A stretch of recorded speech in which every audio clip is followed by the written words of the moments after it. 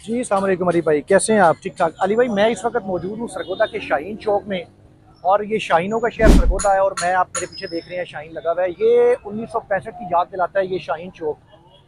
जब पाक अफवाज ने दुश्मन के छक्के छुड़ाए। और आज भी ये सरगोदा शहर जो है स्ट्रेटिजिकली भी और जियोग्राफिकली भी ये ऐसी ज़बरदस्त लोकेशन है कि इसको आप अंडरमाइन नहीं कर सकते। सरगोदा को आप कभी भी जो है आप जो सरगोदा के रहने वाले लोग हैं उनके लिए भी, और जो सरगोदा से दूर हैं उनके लिए भी, ये बड़ा ज़बरदस्त, बड़ा पीसफुल सिटी है।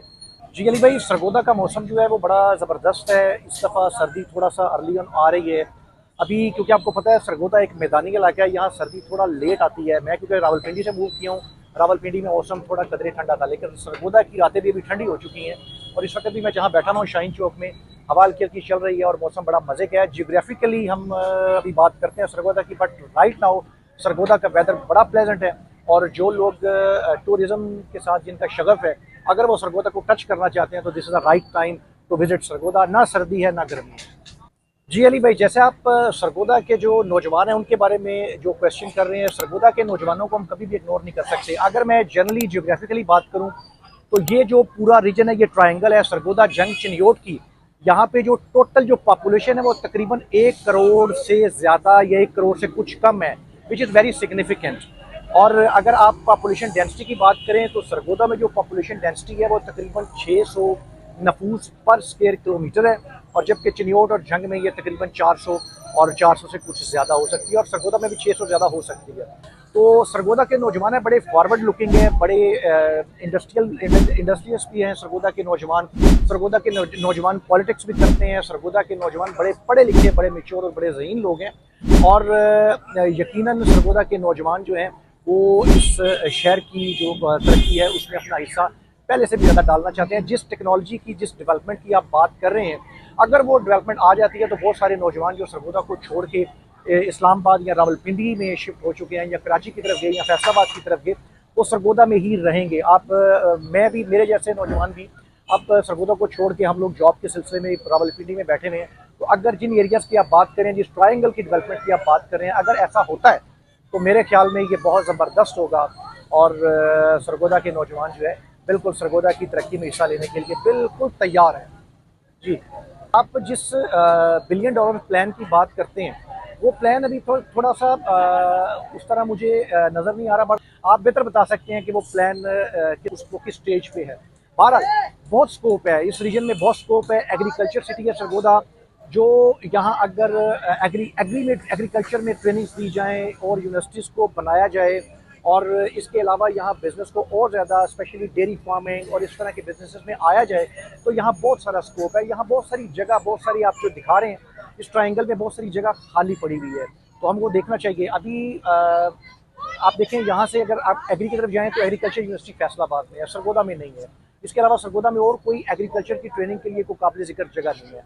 अब एक और नेशनल एरोस्पेस साइंस, मुझे सुनने में आया कि national aerospace science and technology park जो रावलपिंडी में बना है, वहाँ भी एग्रीकल्चर पे बहुत सारी वहाँ बात हो रही है। वहाँ पर काफ़ी सारी टेक्नोलॉजी या काफ़ी सारी R&D वहाँ हो रही है, रिसर्च हो रही है।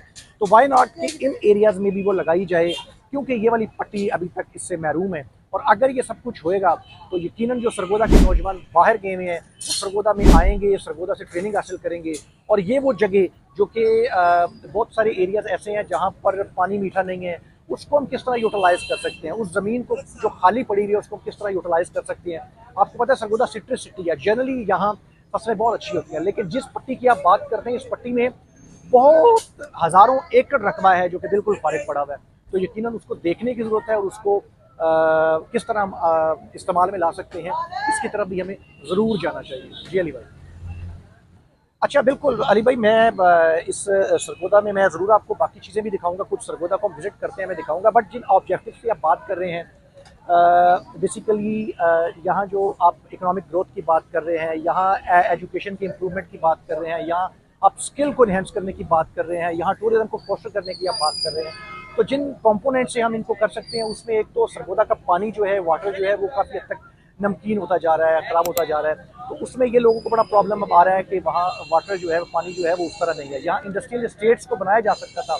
यहाँ सरगोदा की मैं ये बात खास तौर पे करना चाहता हूँ, सरगोदा की जो पॉलिटिक्स है, बड़े बड़े चैंपियन पॉलिटिशियंस यहाँ रहे हैं, रिकॉर्ड याफ्टर रिकॉर्ड याफ्ता जो है वो पॉलिटिशियन सरगोदा के रहे। अनवर अली चीमा साहब जो हैं उन्होंने रिकॉर्ड बनाया, 7-8 दफ़ा वो MLA रहे। अब उनके बेटे जो हैं आमिर सुल्तान चीमा साहब, वो और आगे उनकी भी औलाद जो है वो सियासत में मौजूद है।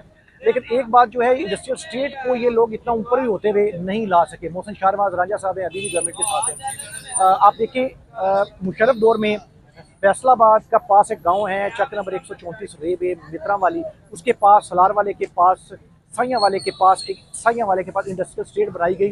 और एक स्पीकर पंजाब असम्बली अफजल साई के होने की वजह से वो पूरा इलाका जो है उसको रंग लग गया है। मैं ट्राई कि मैं वो इलाका आपको दिखा सकूं। भाई मैं जिस इंडस्ट्रियल स्टेट की आपसे बात कर रहा था सरगोदा खड़े होके, इस वक्त मैं खड़ा हूँ फैसलाबाद में और चिन्योट के बिल्कुल बॉर्डर पे। मैं वो इंडस्ट्रियल स्टेट में आपको दिखा दूँ। ये बिल्कुल साथ ही साइयां वाला इंटरचेंज है और ये मेरे पीछे आपको गांव नज़र आ रहे होंगे। ये मेरे पीछे भी आपको फैक्ट्री नज़र आ रही होगी जो कि यहाँ बनता है, क्रॉकरी बनती है, ठीक है। और उसके अलावा उस तरफ सामने आपको मेरे पीछे नज़र आ रही होगी वो इंडस्ट्रियल स्टेट। ये फैसलाबाद की इंडस्ट्रियल स्टेट है जो कि बिल्कुल साइयां वाला इंटरचेंज के साथ है। तो ये पूरा इलाका जो आपको दिखा रहा हूँ, ये मेरे पीछे आपको इस फैक्ट्री के बैक साइड पे एक गांव है 334 रेबे मित्रा वाली, और इस तरफ सामने जो है ये अपना कन्नन सियान का इलाका है। तो ये जितनी भी इसकी ये जो ज़मीन है, ये जितना भी रकबा है, ये कन्नन सियान का और इस 334 रेबे मित्रा वाली का ये रकबा है। और वो मैं क्या कहता हूँ कि इस इलाके को रंग लग गए हैं इस फैक्ट्रियों के बनने की वजह से। एक तो यहाँ चीज़ें जो बन रही हैं वो फैक्ट्री आउटलेट से इनको बड़ी सस्ती मिल रही हैं, उसके अलावा यहाँ के तकरीबन पूरा गाँव जो है वो यहाँ सर्व कर रहा है। तो वाई नॉट के सरगोदा का ये पूरा इलाका खाली पड़ा था, यहाँ इंडस्ट्रियल स्टेट को लाया जाए। तो अगर ये इंडस्ट्रियल स्टेट्स को यहाँ ले आए और ये जो हमारे चैम्पियंस पॉलिटिशियंस हैं ये कर पाए, तो मेरे ख्याल में ये सरगोदा की आवाम के लिए इनका बड़ा एहसान होगा। और मेरे ख्याल में बहुत ज़बरदस्त है एग्रीकल्चर के लिए ये इलाका। मतलब जो आप चाह रहे हैं, जो आप सोच रहे हैं, आप देखें 1300 किलोमीटर दूर बैठ के आपका दिल सरगोदा के लिए धड़कता है। और वो जो लोग मुल्क से बाहर बैठे हैं, वो नौजवान जो यहाँ के रहने वाले हैं, उनका दिल सरगोदा के लिए क्यों नहीं धड़कता होगा। तो जिस तरह आपका दिल सरगोदा के लिए धड़कता है, हम सब का दिल भी सरगोदा के लिए धड़कता है। और आज इस शाहीन चौक में खड़े होके मैं जो शाहीन चौक और जिसकी वजह से शाहीन चौक मशहूर है, जिस तरह पाक अफवाज ने उस वक़्त सरगोदा से दुश्मन को ताबड़तोड़ हमले किए, तो सरगोदा के नौजवान आज भी पाकिस्तान की तरक्की में उसी तरह हिस्सा लेना चाह रहे हैं और उसी तरह अपनी पार्टिसिपेशन देना चाह रहे हैं। तो बाकी सरगोदा बहुत पुरअमन और बड़ा पीसफुल सिटी है। जो लोग सरगोदा से बाहर हैं, मैं उनको कहूँगा कि आप सरगोदा की तामीर और तरक्की में जितना हाथ पड़ता है आप अपना हाथ डालें। मुझे पता चला कि जनाब चेयरमैन KPT जो हैं विराज साहब, वो भी सरगोदा के रहने वाले हैं। तो ऐसे लोगों को चाहिए कि वो सरगोदा की तरफ आएँ। आप खुद भी बेसिकली सरगोदा के रहने वाले हैं, तो अली भाई ज़रूर आप सरगोदा को थैंक यू वेरी मच, आपने मुझे इस वीडियो में लिया और मेरे लिए बड़ी एजाज़ की बात है कि मैं आपके साथ जुड़ा सरगोदा की इस वीडियो में। अस्सलाम वालेकुम जी। अस्सलाम जी। क्या नाम है? मोहम्मद शान जी। अच्छा शान भाई, तुसी साइकिल मार्केट से बैठे हो जी। सरगोदा जी बिजनेस कैसा है? बिजनेस सही जा रहा है। सरगोदा अच्छा बिजनेस है? अच्छा बिजनेस। कितना टाइम हो गया ਤੁਹਾਨੂੰ सरगोदा मैं सरगोदा ਦੇ ਵਿੱਚ 18 ਸਾਲ ਹੋ ਗਏ ਮੁਲਾਜ਼ਮਤ ਕਰਦੇ। रहने वाले कितने हो? फातिमा जना कॉलोनी। अच्छा इतने ही रहने वाले हो जी। ਤੇ कैसा लगता है ਤੁਹਾਨੂੰ सरगोदा? सरगोदा बहुत प्यारा लगता है, अच्छा लगता है माशा। अच्छा सरगोदा पुरअमन शहर है जी, अमन शहर है जी।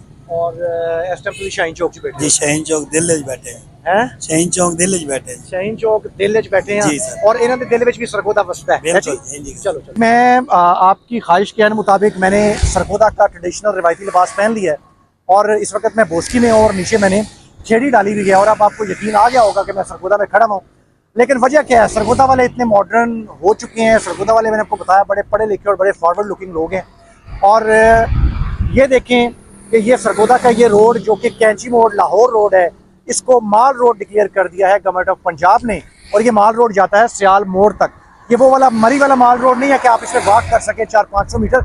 ये 35 किलोमीटर 40 किलोमीटर का माल रोड है। बहरहाल सरगोदा काफ़ी हद तक तरक्की कर गया है। आप देखें सारी हाउसिंग स्कीम्स आ चुकी हैं।